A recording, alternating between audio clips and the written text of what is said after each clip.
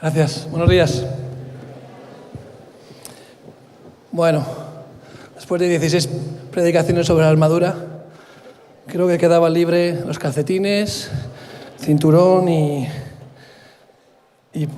por eso me vais a permitir la licencia de compartir sobre algún instrumento de guerra, no tanto la armadura, sino, algo de lo que a veces hablamos poco. Dice Jeremías, capítulo 15, alzad bandera en la tierra, tocad trompeta en las naciones, preparad pueblos contra ella. La trompeta, el shofar, curiosamente el cuerno de un carnero, ¿verdad? Representa, ¿verdad?, la voz de Dios, el clamor de Dios, y se utiliza en la guerra para avisar. Hay diferentes toques de trompeta. Te sorprendería la cantidad de notas que se pueden sacar de un trozo de cuerno. Es impresionante la cantidad de melodías, y el pueblo de Israel sabía cuando oía si se estaba llamando para el día de reposo, si se estaba llamando para una fiesta, si se estaba llamando para la guerra. Y la trompeta es un instrumento muy importante para manejar y mover a los ejércitos. Dice 1 Corintios 14, ciertamente las cosas inanimadas que producen sonidos son como la flauta de la cítara, o la cítara. Si no tienen distinción de voces, ¿cómo se sabrá si se toca con la flauta como la cítara? Y si la trompeta diere sonido incierto, ¿quién se preparará para la batalla? El tambor es un instrumento de guerra, marca el paso, marca el ritmo al que se debe de avanzar las tropas. Y la trompeta da el ya, el preparados, listos ya, ¿verdad? Somos voz de Dios, tenemos que tocar la trompeta, tenemos que proclamar a voz en el pecho la palabra de Dios, tenemos que ser atalayas que advierten de lo que viene, y sobre todo una coordinación. Hemos hablado de ser el cuerpo del Señor, y tenemos que estar coordinados. Tenemos que permanecer a tener sentimiento de pertenecer a algo. Las personas aisladas, las personas que están desconectadas, Pablo habla de que es necesario que sigamos congregándonos, nos habla de la unidad. La denominación es cuerpo de Cristo porque representamos una parte de ese cuerpo de Cristo que tenemos que estar coordinados. No podemos ir cada uno a nuestro ritmo, porque entonces seguramente que no seamos tan eficaces en la batalla. Por eso el tambor marca el ritmo al que debemos andar, y la trompeta señala el cuándo, y que estemos todos unidos a una sola voz, dice la palabra también. Y una de las cosas que también son instrumentos de guerra y son fundamentales en los ejércitos es la bandera. Ayer sacábamos aquí algunas banderas de España, pero todos somos conscientes de que el Señor Yahvé Nisi es nuestro estandarte. ¿Qué es un estandarte? ¿Qué es una bandera? Comentaba ayer con Javi cómo las banderas originales se utilizaban para marcar los ejércitos, ¿verdad? Y que había veces que se confundían porque una bandera era similar a la otra, entonces no sabían muy bien quiénes eran, si eran amigos o enemigos. Los barcos utilizan banderas para señalar y para identificarse en la distancia. Ahora ya no tanto, con toda la tecnología.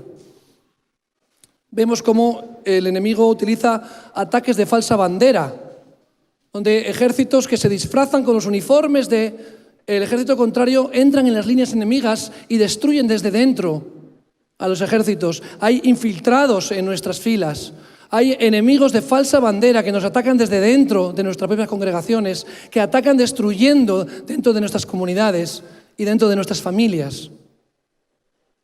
Y Dios nos tiene que enseñar a identificar claramente quién porta la bandera y quién está haciendo una guerra de falsa bandera en nuestra vida. Y eso lo produce el Espíritu Santo en nosotros. Tenemos que tener discernimiento de quién es amigo y quién es enemigo. Quién viene en el nombre del Señor y quién no viene en el nombre del Señor. Porque el que no es conmigo, contra mí es, dice la palabra de Dios. Y muchas personas que no saben que están siendo instrumentos utilizados por Satanás para destruir. No son conscientes, pero porque no vienen en el nombre del Señor.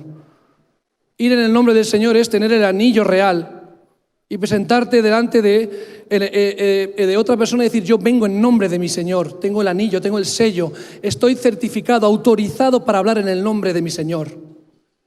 Y tú y yo estamos autorizados por la sangre de Cristo para representar al Señor delante de nuestros adversarios.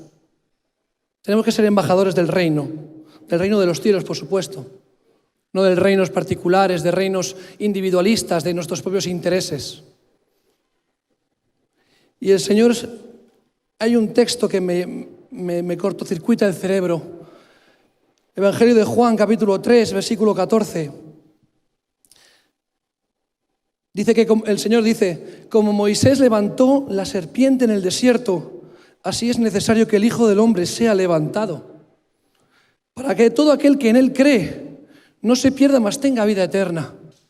Y me llama mucho la atención, el Señor se compare a sí mismo con la serpiente de bronce.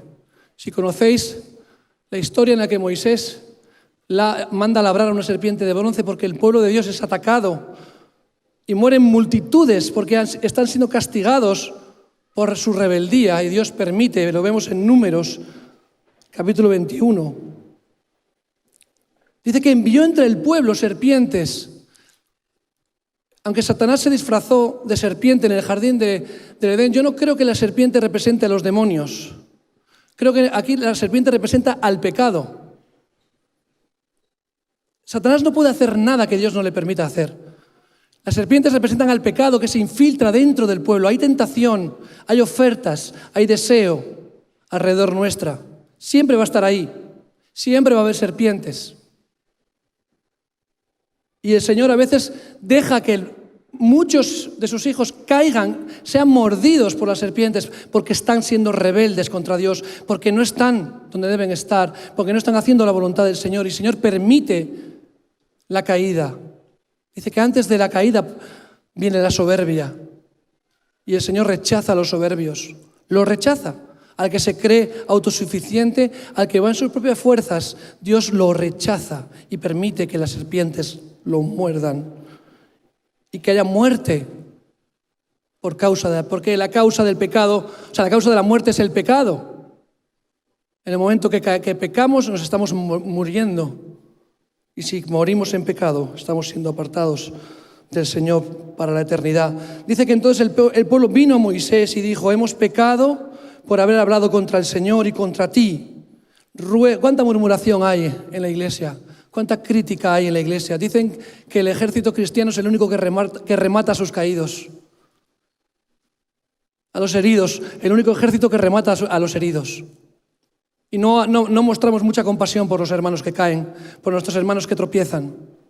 A veces mostramos mucha compasión por los pecadores, tenemos compasión por las almas que se pierden, pero no mostramos misericordia y compasión por aquellos de nuestros hermanos que han sido mordidos por las serpientes.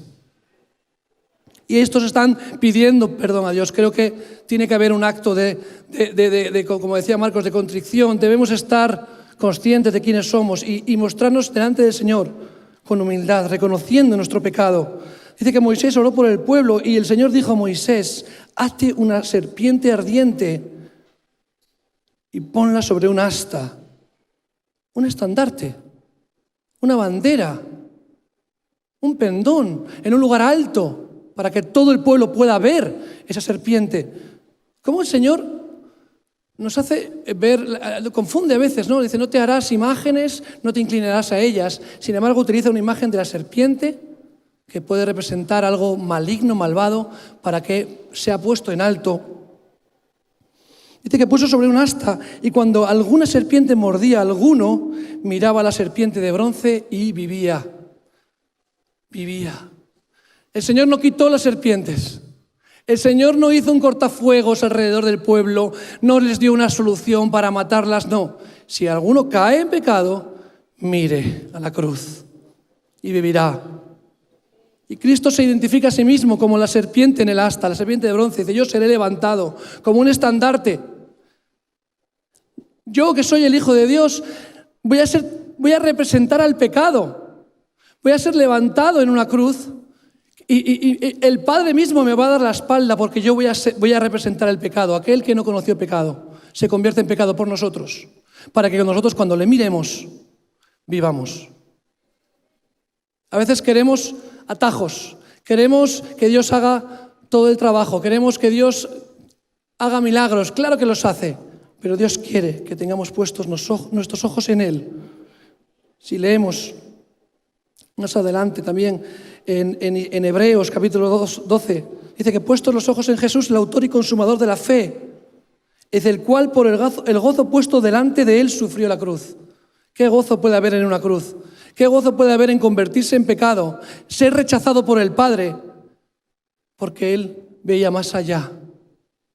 Miraba el túnel y no veía solo el túnel, sino que veía la luz al final del túnel. Nosotros no vemos más allá de nuestras circunstancias, no vemos más allá de nuestros problemas, no vemos más allá de lo que estamos viviendo en este momento, no somos capaces de ver mucho más allá, como el Señor sí puede ver. Por eso Él veía el gozo de la salvación que iba a producir, su renuncia, su sacrificio en la cruz. Él que no tenía necesidad, pero por amor se convirtió en pecado para que nosotros podamos vivir. Él es nuestro estandarte, Él es nuestra bandera, puesto en un lugar alto, visible. Dice que menospreciando lo oprobio se sentó a la diestra del trono de Dios. Dice, considerad aquel que sufrió tal contradicción de pecadores contra Él mismo. ¿Qué contradicción? Que el Hijo de Dios sea considerado el pecado, porque llevó sobre sus hombros todo el pecado del mundo. Dice, para que vuestro ánimo no se canse hasta desmayar. Aunque seas mordido por la serpiente, aunque tropieces, dice la palabra que 7 veces caerá el justo y 7 veces todos lo conocemos, ¿verdad? Y es más, seguro que se lo has dicho a alguien alguna vez para animarlo. Pero ¿cuándo te comes tú esas palabras? ¿Cuándo las aplicas a tu vida? Somos muy exigentes también con nosotros mismos. Nos castigamos muy duramente cuando tropezamos, cuando caemos. Yo por lo menos. Me aflijo demasiado y a veces me atribuyo un castigo muy duro. También a veces me atribuyo méritos que no merezco. Pero ni seamos tan buenos cuando nos va bien, ni seamos tan malos cuando nos va mal. Cobrad ánimo, así como el Señor, viendo la cruz, vio más allá de la cruz, vio la consecuencia de su sacrificio en la cruz, que es la salvación de la humanidad. Tú y yo veamos a través del sufrimiento, del padecimiento, de la pérdida, de las derrotas, porque hay derrotas en la guerra. Perdemos batallas, pero ¿qué hacemos? Nos levantamos y seguimos adelante, porque sabemos que en el nombre de Jesús vamos a ganar la guerra. Amén. Amén. Termino con un versículo en Isaías capítulo 11, versículo 10. Dice, acontecerá en aquel tiempo que la raíz de Isaí, este es Jesús, el Mesías, la cual estará puesta por pendón a los pueblos, será buscada por las gentes y su habitación será gloriosa, su presencia será gloriosa, en medio de su pueblo, como un pendón puesto en alto, admirado por todos. Y como dice Pablo, mirando cara a cara, seamos transformados a la imagen de Cristo. Que el Señor os bendiga.